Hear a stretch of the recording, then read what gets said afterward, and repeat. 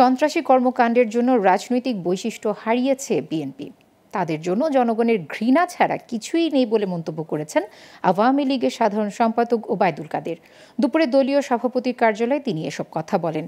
ওবায়দুল কাদের বলেন, স্থানীয় নির্বাচনে এমপি মন্ত্রীদের আত্মীয় স্বজনদের নির্বাচন থেকে সরে দাঁড়ানোর কঠোর নির্দেশনা দেয়া হয়েছে। আগামীতে এ বিষয়ে আরও সতর্ক থাকতে হবে। বিস্তারিত জানাচ্ছেন শাহরিয়ার বাঁধন। শনিবার ধানমন্ডিতে দলীয় সভাপতির কার্যালয়ে সাংবাদিকদের সাথে মতবিনিময় করেন আওয়ামী লীগ সাধারণ সম্পাদক ওবায়দুল কাদের।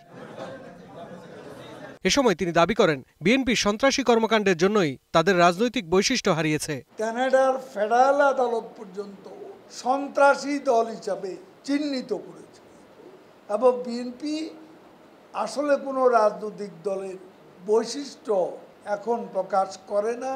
তাদের কর্মকাণ্ডে তারা একটা সন্ত্রাসী দল, এটাই তাদের পরিচয়।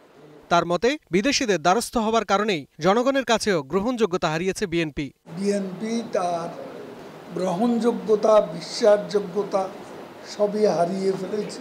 এমত অবস্থায় তারা জনগণের কাছে না গিয়ে বিদেশিদের কাছে দেশের বিরুদ্ধে নালিশ করছে।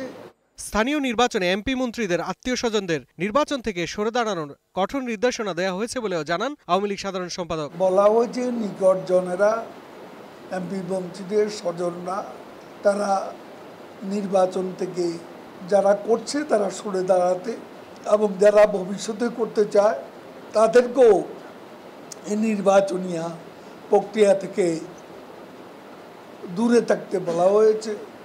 তার মতে, স্থানীয় পর্যায়ে এমপি মন্ত্রীদের আত্মীয়রা নির্বাচন করলে তৃণমূলের নেতাকর্মীরা বঞ্চিত হন। পদ নিয়ে যাবে সব, তো তাহলে তৃণমূলের কর্মীরা কি? শাহরিয়ার বাঁধন, গ্লোবাল টেলিভিশন, ঢাকা।